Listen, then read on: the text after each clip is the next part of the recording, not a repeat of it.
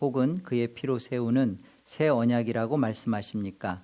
또한 바울 사도도 왜 그리스도의 몸과 피에 참여하는 것에 대해 말합니까? 그리스도께서 그렇게 말씀하신 데에는 중요한 이유가 있습니다.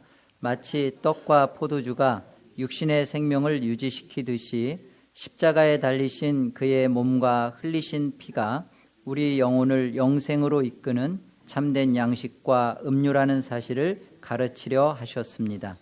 더 나아가서 그리스도께서는 눈으로 볼 수 있는 이러한 표와 보증으로서 우리에게 다음을 확신시키려 하셨습니다. 첫째, 우리가 그리스도를 기념하면서 이 거룩한 표들을 육신의 입으로 받아먹는 것처럼 실제로 성신의 역사에 의해 우리가 그의 참된 몸과 피에 참여합니다. 둘째, 그리스도의 모든 고난과 순종이 확실하게 우리의 것이 되어 마치 우리 자신이 직접 모든 고난을 당하고 우리의 죄값을 하나님께 치른 것과 같습니다. 아멘. 네, 지난 시간 우리가 살펴본 게 78문이죠. 78문은 그 성찬에 대한 잘못된 이해를 가르쳐 준 거예요. 그리고 오늘 우리가 읽은 79문은 성찬에 대한 바른 이해를 또 우리에게 설명하는 겁니다. 성찬이라는 것은 다른 게 아니에요. 이렇게 떡과 포도주를 그 예수님께서 제 아들에게 주시면서 이 떡은 뭐라고 했어요? 이 떡은 교회가 아니라 이 떡은 내 몸이다. 그렇죠? 이 떡은 내 몸이다. 그리고 이 포도주는 내 피다. 그렇죠? 이것이 내 몸이고 내 피다라고 한 것에 대한 그 성찬에 대한 해석. 천주교는 이제 로만 카톨릭이었던 이 천주교는 이것을 어떻게 해석했다고요? 이게 무슨 설이라고? 좀 기억이 안 나면 여름에 수박 화채 먹었다 이렇게 생각하세요. 화채설이라고 하죠. 그건 무슨 의미죠? 실제로 변한다라는 뜻이에요. 뭐가? 그리스도의 몸이. 그리스도의 몸과 피가. 그죠? 실제로 이 떡과 이 포도주가 실제로 어떻게 바뀐다는 거예요? 그리스도의 몸과 그죠? 살과 피로 바뀐다는 거예요. 그래가지고 그 사제 신부는 그 떡도 그 떨어지면 안 되니까 그 영성체라고 해서 이렇게 뭐 콩고물이나 뭐 이게 붙어 있는 떡은 절대 아니고요. 그 동그랗게 뭐 해가지고 아예 그 뭐 부스러기 없는 거로 만들었죠. 그리고서 입 벌리라고 해서 입 딱 벌리면 거기다가 하나씩 이렇게 넣어주는 거예요. 그 만약에 그거 그 쥐가라도 먹으면 어떻게 돼요? 예수님의 살을 갖고 있는데, 그죠? 또 그 아예 그 포도주는 주지도 않아. 그 흘리면 엎질러지면 안 되니까 아예 주지도 않고 본인이 다 먹고요. 남는 거는 그러니까 그 안 남도록 최대한 애를 써요. 근데 남으면 어떻게 해요? 보관을 합니다. 근데 그것도 그 떡은 어떻게 보관하지만 포도주는 또 다 어떻게 될지 모르니까 또 먹고. 하여튼 그 화채설이라는 의미는 실제로 그리스도의 몸이 변한다라는 의미예요. 이게 또 하나의 그 이제 이런 그 잘못된 성찬에 대하여 종교 개혁을 했던 인물이 누구죠? 루터가 종교 개혁을 했어요. 종교 개혁을 루터가 하면서 사실은 가장 그 개혁한다고 했는데 천주교 로만 카톨릭의 성찬의 모습에서 개혁하지 못했던 모습이 루터의 이 성찬이에요. 그래서 루터는 이 어떻게 천주교로부터 그 어떤 주장을 했냐면 뭐 이제 공존설 내지는 공제설이라는 말을 쓰는데요. 그것은 뭐냐면 실제로 온다라는 거예요. 뭐가? 그리스도의 몸이. 천주교 저 화채설은 뭐죠?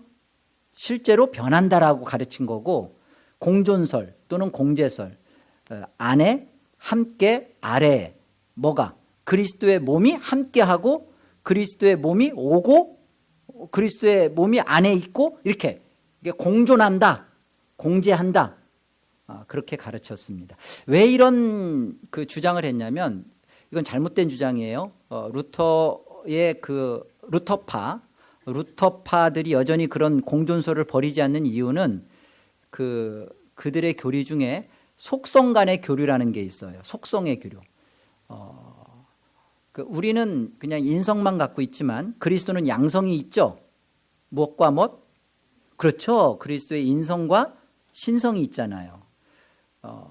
그런데 그 인성과 신성이 오고 간다는 거예요. 그 속성 간의 교류라는 것은.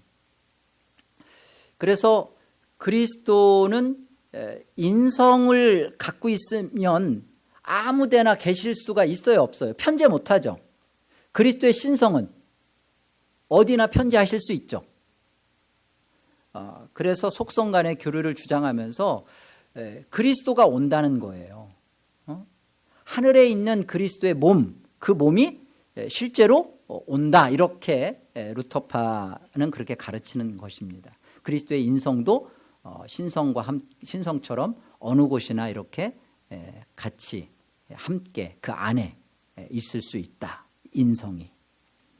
자, 이런 주장과 달리 그러면 그 바른 성찬에 대한 바른 이해는 어떻게 해야 되는가? 우리 개혁파 정말 교회들은 어떤 성찬관을 갖고 있는가? 그게 이제 79문이에요.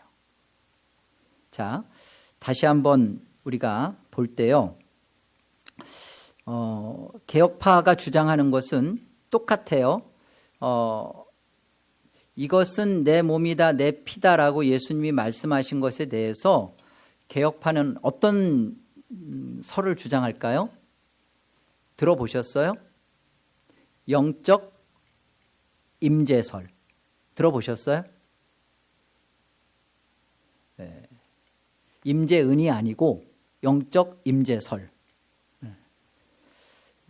자, 이 영적 임재설이라는 것은 무슨 말이냐면 실제로 그리스도의 몸이 영적으로 임한다는 거예요. 영적으로 임한다. 자, 어떻게 그리스도의 몸이 영적으로 임할 수 있을까요? 이게 어떻게 가능할까요? 그게 성령의 역사라는 거예요.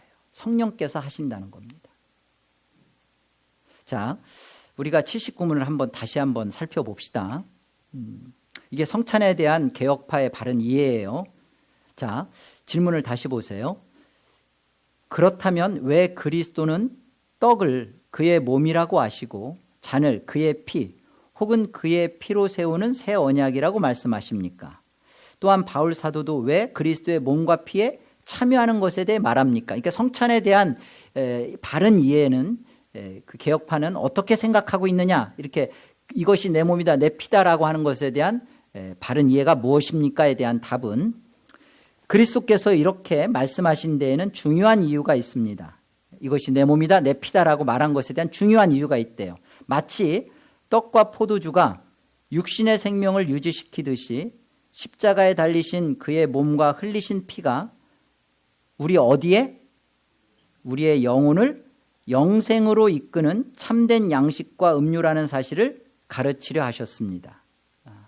우리의 영혼을 영생으로 이끄는 참된 양식과 음료라는 사실을 가르치려는 것이 그리스도께서 성만찬을 제정하신 이유다, 이렇게 말하고 있고요. 더 나아가서 그리스도께서는 눈으로 볼 수 있는 이런 그 떡과 잔이라는 포도주라는 이런 눈으로 볼 수 있는 이런 표와 인으로서 이렇게 보증함으로써 우리에게 이 두 가지를 확신시키려고 하셨대요. 자, 첫째가 뭔가 보세요. 우리가 그리스도를 기념하면서 이 거룩한 표들을 육신의 입으로 받아먹는 것처럼, 그 다음 뭐라고 되어 있어요? 실제로 무엇에 의해?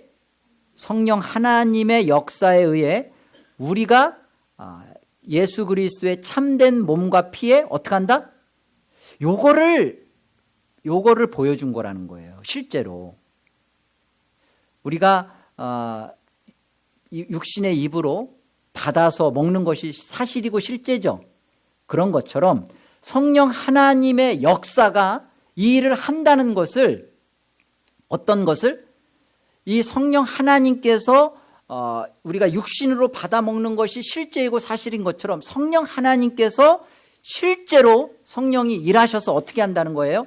우리를 그리스도의 진정한 참된 몸에 우리를 하나 되도록 연합시키는 일을, 그거를 보여준다는 거예요. 그것을 예수 그리스도의 하나됨, 연합, 우리 잘 좀 붕 뜬 얘기 같잖아요. 그런데 성찬을 통하여서 이것을 이루시는 성령께서 이것을 한다라는 것을 가시적으로 보여주는 게 바로 이 성찬의 그 본질이라는 거죠. 성찬이 그걸 가르쳐 준다는 거예요. 뭘? 나와 그리스도가 하나 된다. 자, 질문 하나. 그리스도와 연합한다, 그리스도와 하나 된다라는 것은 그리스도의 인성과 하나 된다는 거예요? 신성과 연합한다는 거예요? 예? 지금 그리스도의 몸이 온다고 그랬잖아요. 그렇죠? 그리스도의 몸은 인성을 말하는 거예요. 그렇죠? 그리스도의 몸과 우리가 하나가 된다는 거예요. 연합, 그리스도와의 연합은요, 다른 게 아니에요. 그 마귀가 이거 먹으면 하나님과 같이 된다라는 것에 인간이 잘못 생각하고 넘어갔던 것은 뭐냐면, 사실은 하나가 된다. 그건 그리스도의 인성처럼 그런 하나님, 인성의 하나님에 우리가 하나가 되는 게 맞죠. 그러나 신성의 하나님의 그 초월성과 그런 건 같아질 수도 없을 뿐만 아니라 피조물이, 그러나 그런 것으로 하나가 된다라고 생각해서는 안 된다는 거예요. 무엇과 하나가 된다? 우리가 이 그리스도의 인성과 하나가 된다는 이해가 굉장히 중요해요.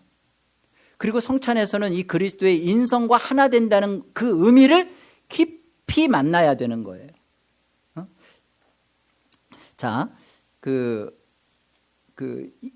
조금 더 설명하고 그 인성에 대한 부분을 조금 더 나중에 할게요. 자, 여기 보시면 일단은 그리스도의 인성에 참여하는 것입니다. 연합이라는 것은. 둘째 뭐예요? 또 보세요. 그리스도의 모든 고난과 순종이 확실하게 우리의 것이 되어. 누구의 고난과 순종이? 그리스도가 받으신 고난과 그가 하나님의 말씀에 대한 순종이 확실하게 누구 것이 된다? 저와 여러분의 것이 되게 하신다는 거예요. 그래서 이건 다 성령 하나님의 역사입니다. 우리의 믿음으로 이 일을 받도록 하시는 성령 하나님의 역사예요. 그래서 마치 우리 자신이 직접 모든 고난을 당하고 우리의 죄값을 하나님께 치러낸 것처럼 그와 같이 동일하게 그 예수 그리스도의 고난과 순종, 그것이 다 우리 거가 된다는 거예요. 뭘 함으로써? 실제로 떡과 잔을 먹을 때 그 의미가 거기에 담겼다는 거예요. 그 의미가.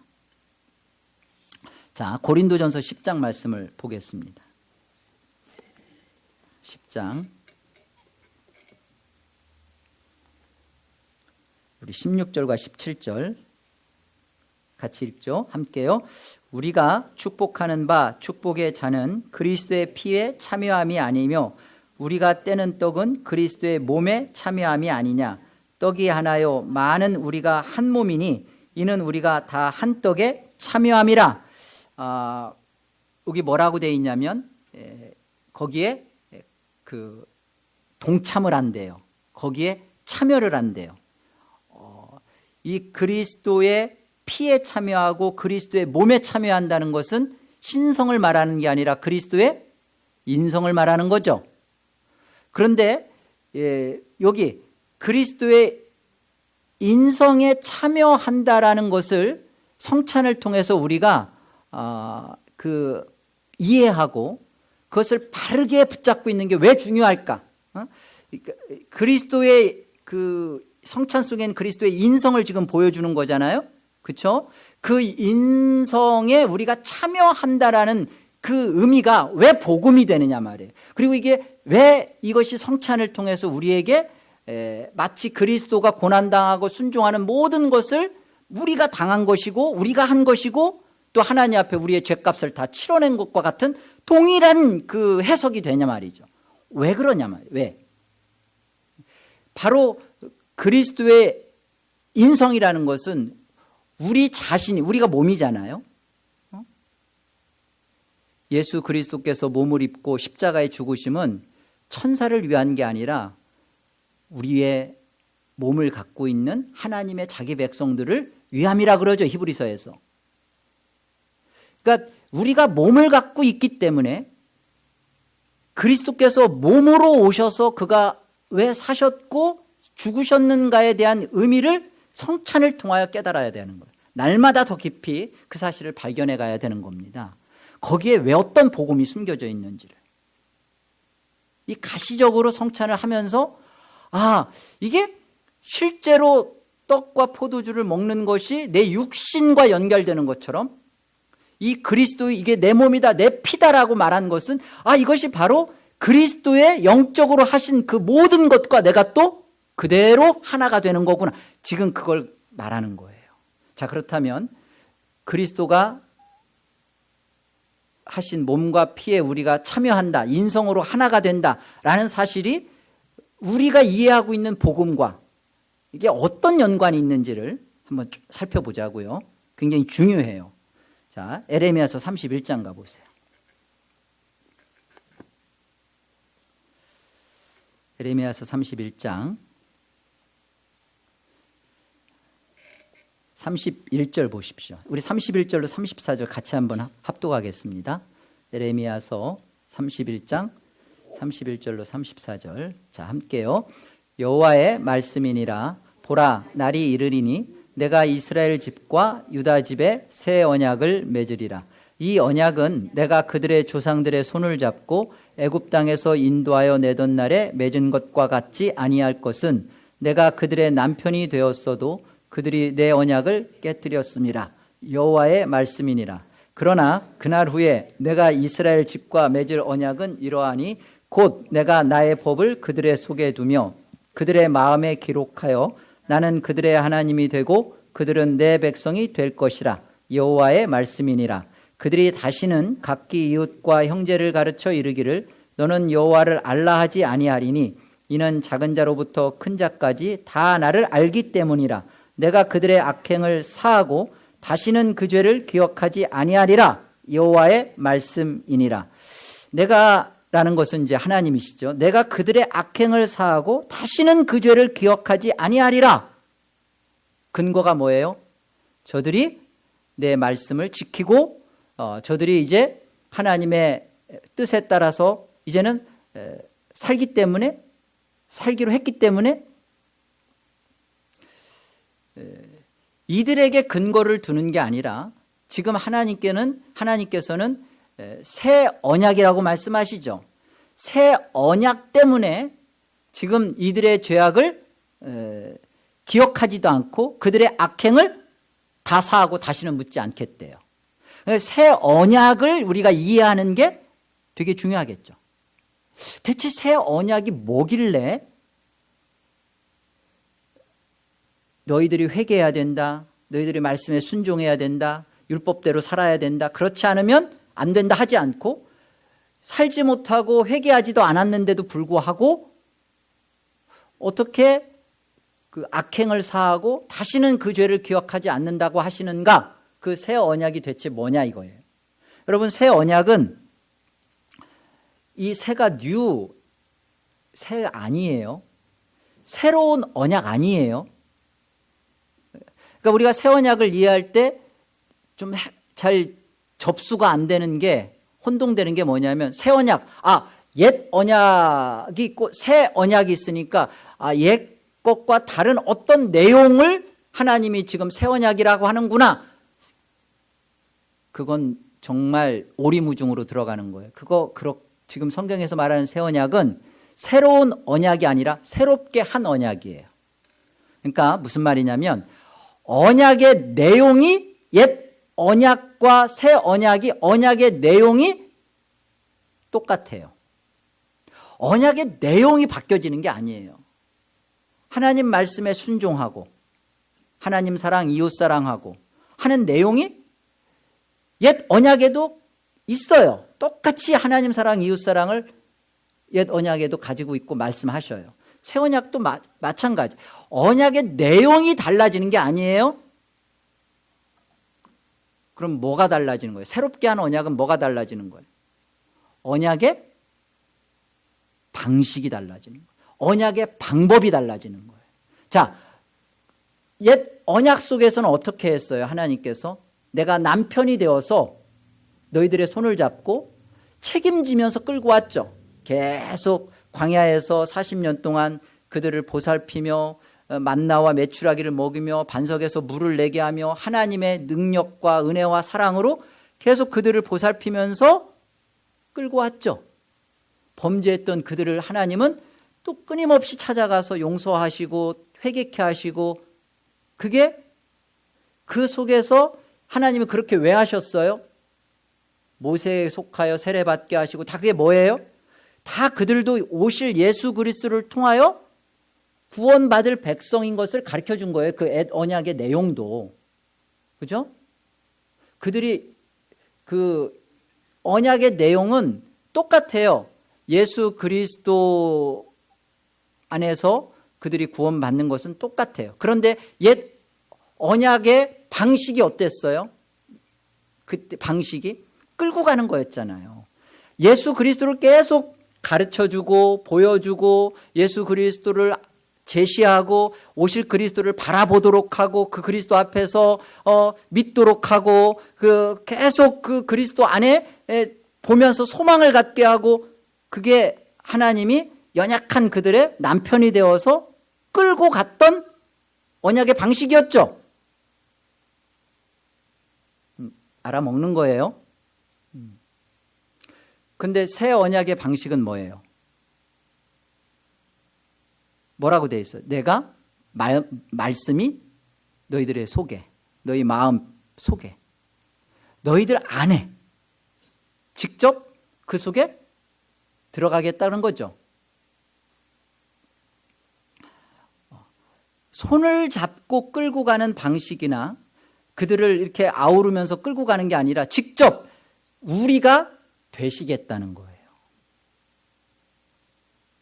우리가 되시겠대요. 요게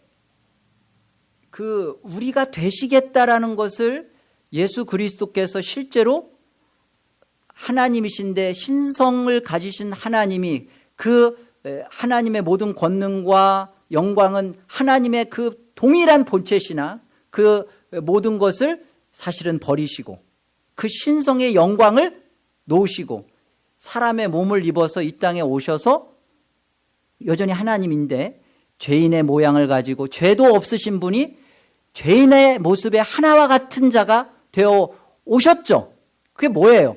우리가 되시겠다라는 새 언약의 방식이에요. 그래서 우리 마태복음에 보십시다. 마태복음 1장을 가보시면 성령께서 이 일을 이루시는 거예요. 우리가 이렇게 성탄절 그러는데 임마누엘이라는 뜻은 바로 성령께서 바로 이 일을 이루시는 거예요. 인성으로 오신 그 하나님이 우리와 함께 한다는 거예요. 자, 봅시다. 20절. 마태복음 1장 20절.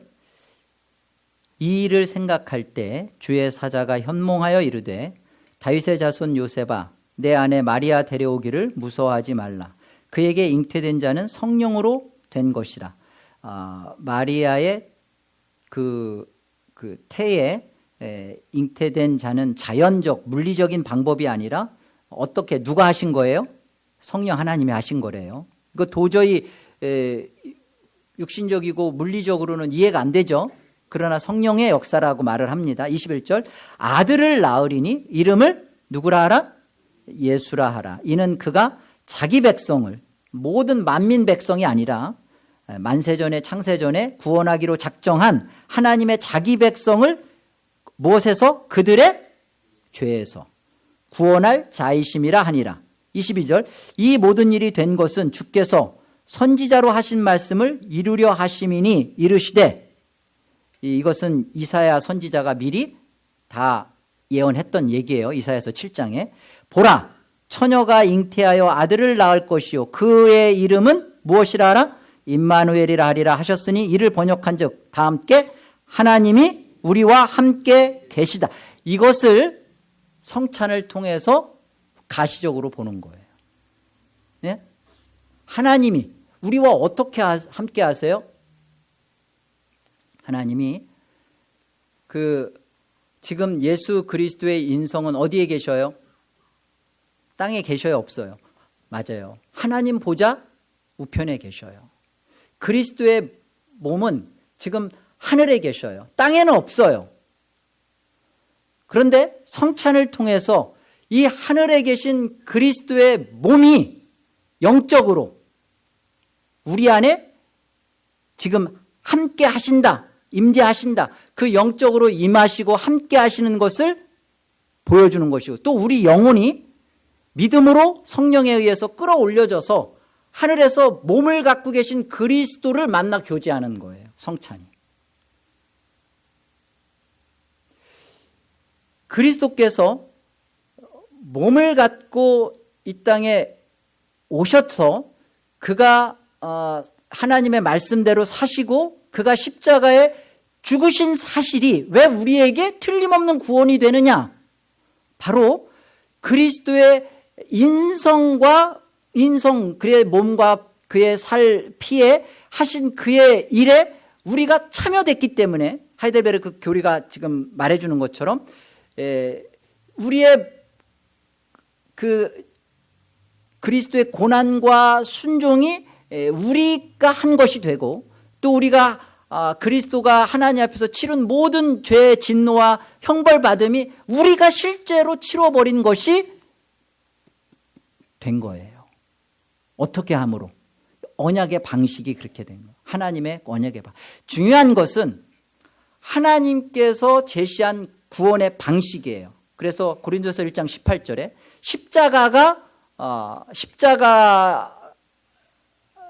십자가가 믿지 않는 자에게는 어리석은 것이요 구원을 얻는 자에게는 하나님의 능력. 십자가라고 돼 있지 않고 뭐라고 돼 있어요? 십자가의 진리가, 십자가에 하나님의 정하신 하나님의 방법이. 여러분, 십자가가 그냥 죽었대, 하나님이 죽었대, 하나님이 죽었대가 아니라 그 하나님이 나와 같은 죄의 몸을 입고 오셔서, 전혀 그럴 필요가 없어요. 우리는 죄악 덩어리지. 그런데 이런 죄악 덩어리인 우리가 하나님 앞에 의로워지며 의롭게 살게 되며, 그리고 하나님 앞에 영원히 그 하나님과 영생을 누리며 교제할 수 있는 근거가 뭐냐? 그 하나님이, 영광의 하나님이 몸을 입고 오셔서 죽으시는 방식을 하나님이 정하신 거예요. 이 방식으로 구원하겠다. 그런데 그거를 외면하고 그거 말고 내가 내 방식으로, 내가 하나님 말씀 지켜서, 바리새인들처럼, 형식주의자처럼, 외식주의자처럼 끊임없이 내가 종교의 모양과 종교의 형태를 갖춰서 내가 내 방식과 내 뜻을 이루어서 하나님 앞에 경건해지고 하나님 앞에 어떠한 모습을 이루겠다. 그게 지옥 간다고요. 지옥 가는 것은 내 안에 극심한 죄가 있어서 극심한 죄 때문에 지옥 가는 게 아니에요. 하나님이 이루신 방식, 예수 그리스도가 왜 사람 되어 오셔서 그가 왜 십자가에 죽으셔야만 했는가, 거기에 내가 성찬을 대하면서 거기에 내가 참여하는 것을 성령께서 깨우쳐 주셨을 때 그 사실을 믿음으로 붙잡는 자가 구원받은 자예요. 이걸 버리고 성찬을 통해 하나님이 계속 그걸 보여주는데, 그리스도의 인성과 그리스도와 하나 되는 것을 버리고 자꾸만 내가 하나님 앞에 뭘 하려고 하는 거예요. 성경 어디에 뭘 하라고 어디가 돼 있어요? 마르다야 마르다야 내가 많은 일로 분주하고 바쁘나 혹 한 가지만 이게 족하다. 뭐예요? 마리아는 이 좋은 편을 택했다. 왜 예수가 왔는지, 예수가 온 목적이 뭐예요? 밥 얻어 먹을 잡수시러? 예수님이 자신이 오신 이유를, 그리고 왜 십자가에 죽어야 하는지를 좀 잠깐 뒤면 죽으실 거예요. 그거 설명하는데 그거 들으라는 거예요. 그죠? 그 말씀 앞에 엎드리라는 거예요. 여러분, 우리는 가장 필요한 것은 그거예요. 내가 대체 예수 그리스도와 하나가 됐다, 연합이 됐다. 그 의미가 대체 뭔지를 성찬을 통해서 정말 확인받으라는 거예요. 나와 실제로 그리스도가 사람 되어 오셔서 실제로 하나님 앞에 그 일을 몸으로 치러냈듯이 내가 성찬을 실제로 몸으로 육신으로 먹는 그 순간을 성령께서 내 안에 믿음으로 맞구나. 그리스도가 몸이 되어 죽으신 모든 것이 지금 내가 이렇게 먹는 이 사실이 동일하게 하나가 되는 거구나. 그리스도의 인성에. 믿음으로 성찬을 먹고 받지 않은 자는요, 백날 첫날 그거 했어도 먹었어도 그리스도가 이루신 구원 속에 들어가 있지 않으면 아무 의미가 없어요. 자, 로마서 6장을 한번 가봅시다. 로마서 6장. 그러면 이제 여러분이 이 말의 의미가 연합이라는 의미가 이런 뜻이구나 라고 이해가 좀 다가올 거예요. 자, 로마서 6장 3절 보겠습니다.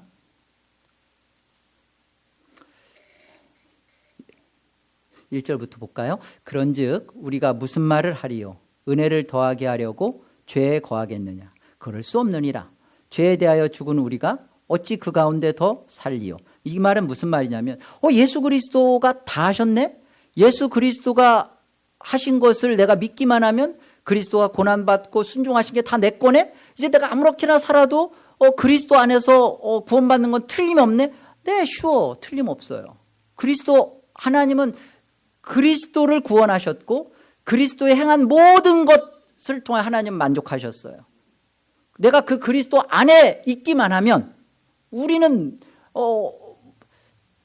뭘 해도 상관없죠. 그러니까 하는 말이 그러면 내가 뭔 소리예요? 내가 그 은혜를 더하게 하려고 이 진짜 아무것도 하지 않아도 이 진짜 이 엉터리 같은 삶을 살아도 오직 예수 그리스도만 믿기만 하면 구원받는 거구나. 그러면 내가 더 악한 자가 되고 죄를 져도 그리스도 안에만 있으면 더 큰 이런 죄인을 구원하신 하나님의 은혜가 더 드러나겠네? 그러면 죄를 짓자. 그 얘기를 하는 거예요. 그런데 뭐라고 말해요? 그럴 수 없다. 그럴 수 없다. 그 이유가 뭔지 보세요. 죄에 대하여 죽은 우리가 어찌 그 가운데 더 살려. 그 이유가 너가 지금 그렇게 생각하고 그런 생각이 들어오는 것은 지금 3절과 4절 그리고 5절을 넌 전혀 이해를 못한 자다. 너는 구원 바깥, 네 생각은 나는 구원 안에 있습니다라고 말을 하는데 지금 사도 바울의 논지는 그거예요. 당신은 구원 바깥에서 지금 그 생각을 말을 하는 겁니다. 안에 있지 않고 밖에서 하는 거예요. 안에 있는 자는 그럴 수 없느니라가 나오는 거예요. 그러나 바깥에 있는 사람은 머리로는, 이론으로는 그렇게 아는 거예요. 맞다. 이론은 맞아요. 그런데 그렇게 살려고 하는 것은 당신은 그 구원이 뭔지조차도 모르는 자입니다. 그 구원이 어떤 것인지를 정말로 만난 적이 없는 자입니다. 지금 그 얘기를 하는 거예요. 그래서 이렇게 3절에 얘기하는 거예요. 무릇 그리스도 예수와 합하여 세례를 받은 우리는 그의 죽으심과 합하여 세례를 받은 줄을 알지 못하는, 이게 다 몸과 연결되어 있어요. 그러므로 우리가 그의 죽으심과 합하여 예수님도 몸이 죽으셨죠? 그의 죽으심과 합하여 세례를 받음으로 그와 함께 장사되었나니 이는 아버지의 영광으로 말미암아 그리스도를 죽은 자 가운데서 살리심과 같이 우리로 또한 새 생명 가운데서 행하게 하려 함이라. 예수 그리스도와 함께 죽은 자는 예수 그리스도와 함께 살아난 이유가 뭐냐? 새로운 생명 가운데서 산다는 거예요. 새로운 생명은 뭐예요? 하나님을 기뻐하며 하나님의 뜻에 따르며 하나님의 영광을 위하여 사는 거죠. 5절 보세요. 만일 우리가 그의 죽으심과 같은 모양으로 연합한 자가 되었으면, 죽으심과 같은 모양이라는 건 뭐냐면 예수 그리스도의 인성과 합하여 하나가 되었으면, 그죠? 또한 그의 부활과 같은 모양으로 연합한 자. 그의 부활과 같은 모양으로 연합한다는 게 뭐예요?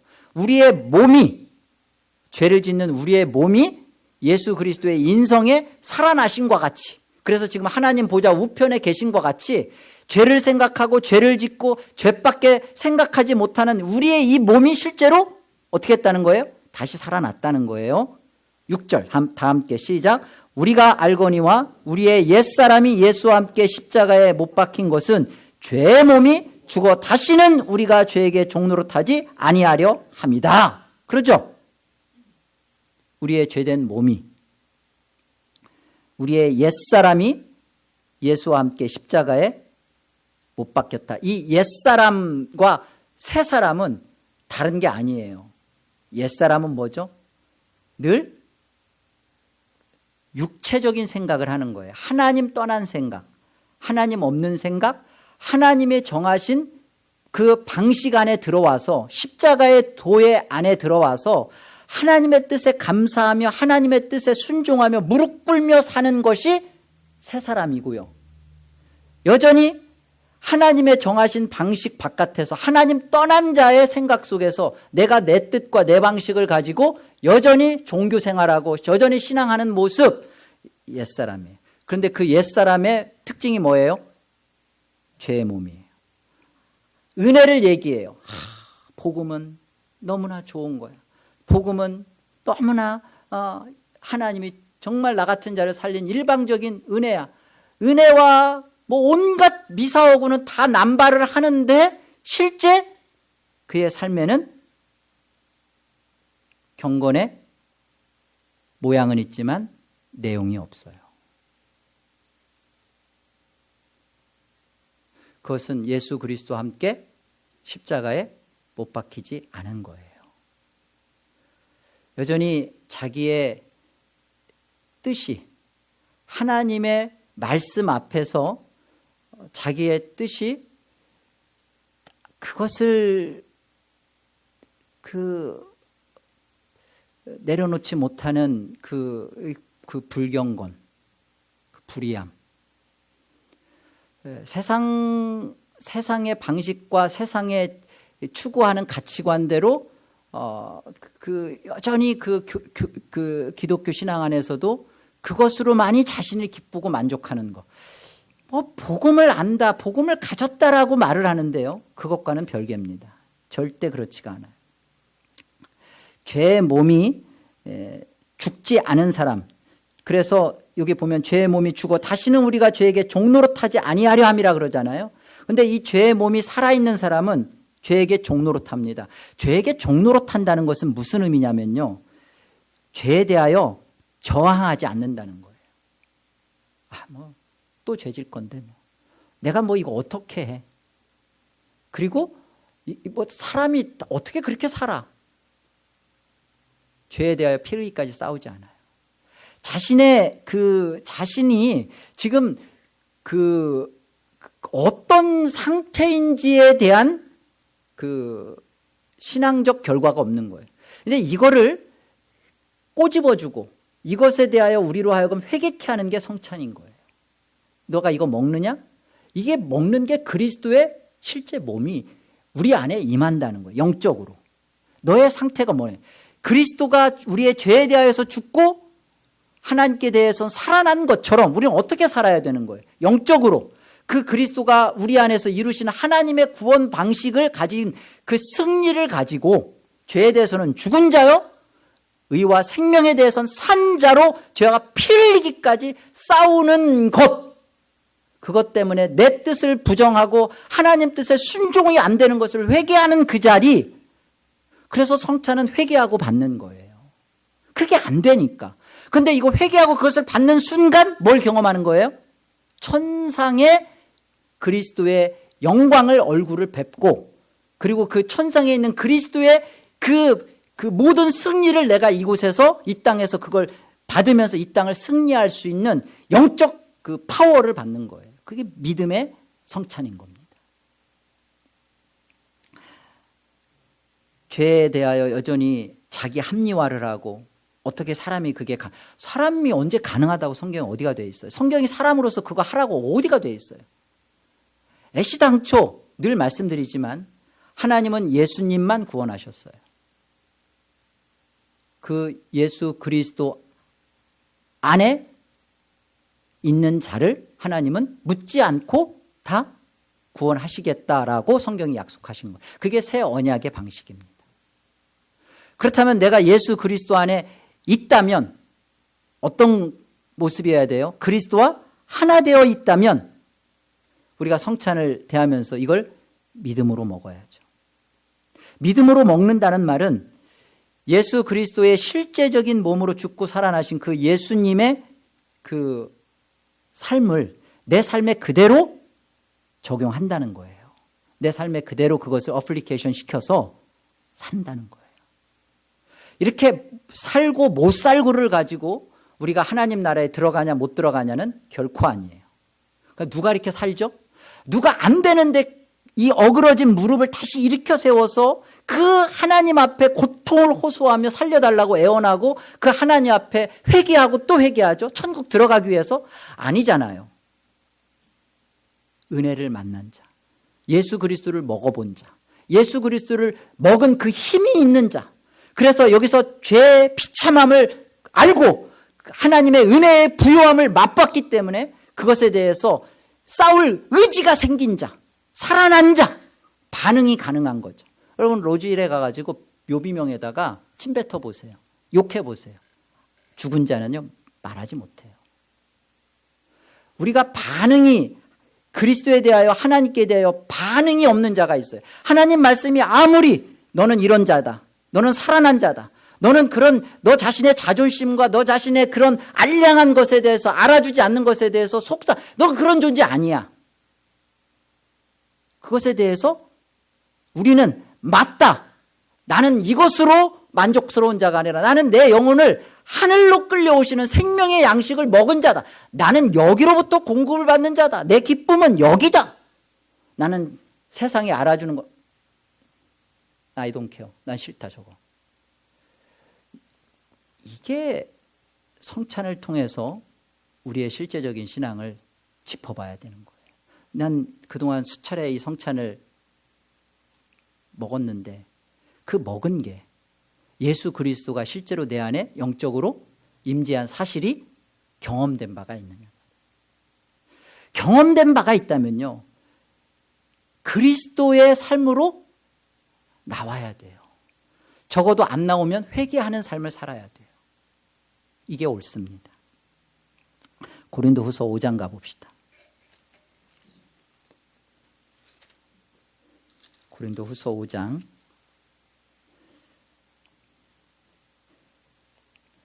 14절로 15절 우리 같이 함께 읽어요.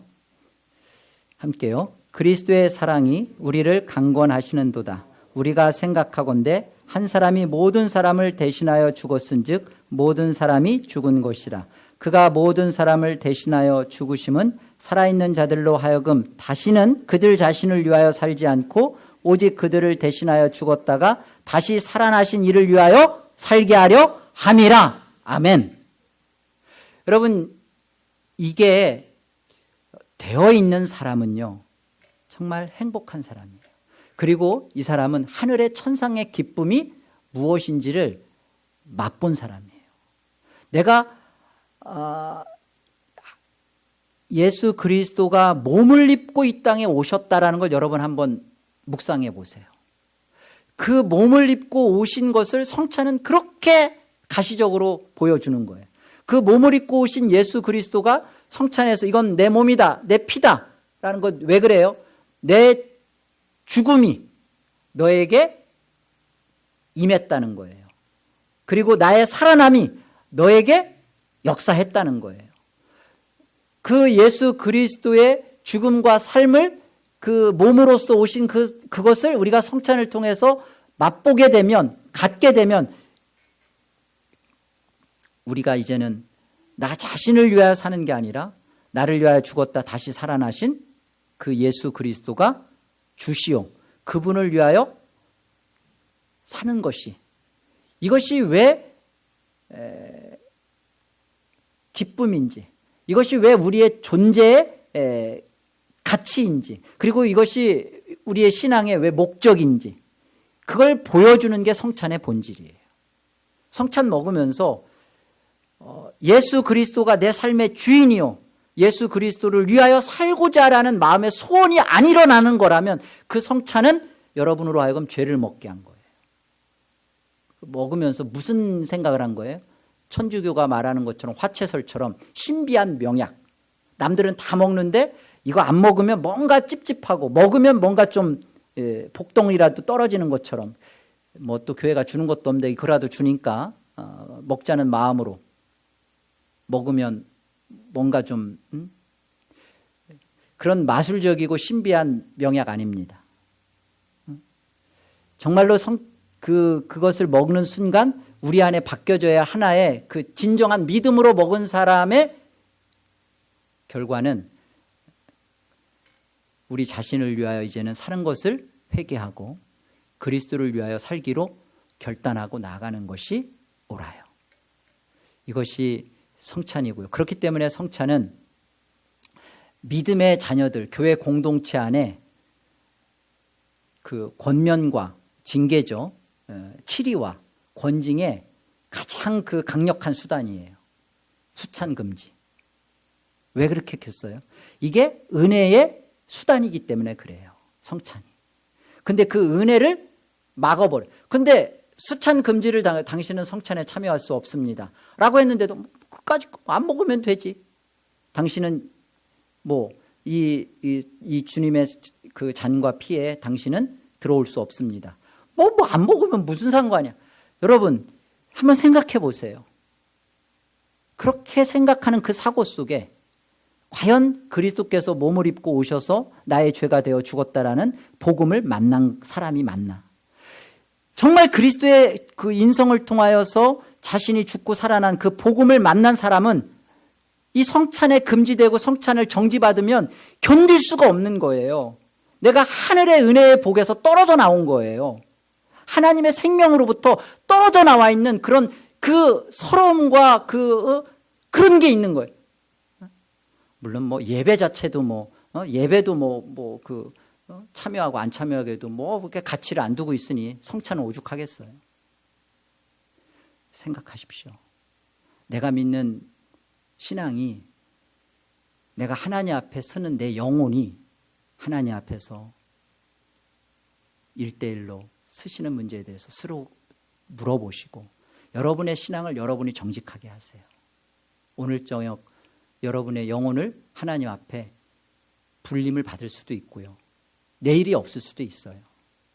그렇다면 오늘 우리는 어떤 신앙의 자세로 하나님 앞에 경건한 자로 믿는 자로 살아야 하는지,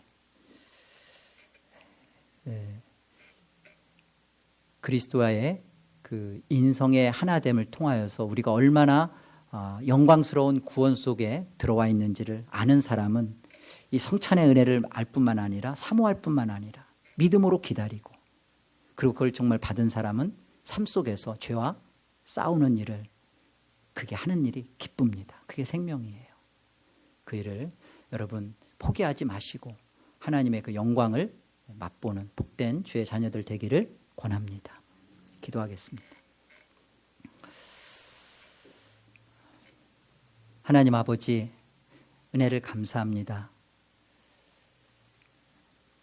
우리는 끊임없이 우리 안에 있는 종교성과 그 양심의 빛을 따라서 자꾸만 내 안에서 어떤 구원의 방식과 또 하나님 나라에 들어가는 어떤 방도들을 끊임없이 고안해내고, 그리고 그 길을 찾아서 내가 해보려고 하는 그런 흉악한 죄인들입니다.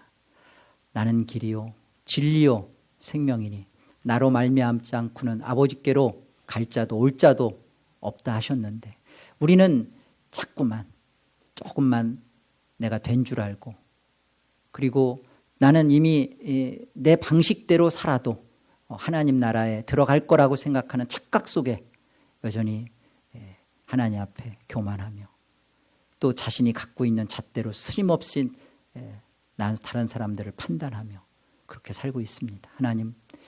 하나님이 정하신 구원의 은혜와 구원의 방식 속에 우리가 그 안에 참으로 들어가 있다면 오직 우리는 감사와 하나님께 대한 겸손과 고개 숙임과 그리고 진정한 형제에 대한 용서와 이해와 사랑밖에 없을 줄 압니다. 하나님, 우리를 불쌍히 여겨 주시옵소서. 그리스도께서 몸을 입고와 이 죄된 우리와 하나가 되시고 우리가 되어주신 그 은혜를 정말 가슴으로 만난 자들로서, 그 하나님의 은혜를 아는 자들로서 그리스도를 위하여 감히 살아가는 저희들 되게 해 주시옵소서. 이것이 얼마나 우리에게 영광된 특권이요, 특혜요, 자랑이요, 복됨인지 하나님, 우리가 그것을 맛보며 누리며 증거하는 십자가의 성도들이 다 되게 하여 주시옵소서. 감사하옵고 예수의 이름으로 기도 올립니다. 아멘.